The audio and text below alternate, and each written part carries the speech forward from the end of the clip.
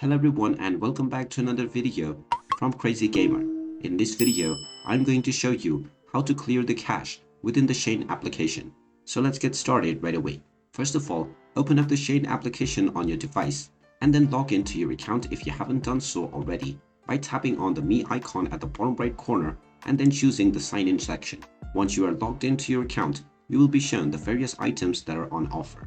Now, if you wish to clear the cache for your application, then you can tap on the Me icon at the bottom right corner and then tap on the gear icon at the top right, which will take you into the settings page. Now, from the settings page, you will see the clear cache option, which also shows the size of your cache memory. Go ahead and tap on this and you will be asked whether you want to clear your cache by deleting your temporary images. Tap on the yes button and this will clear your cache right away.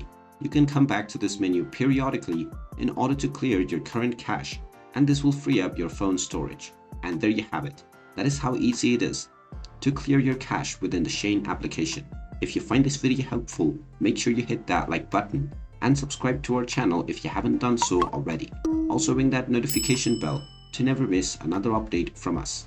Thank you for watching and I will see you again in the next video.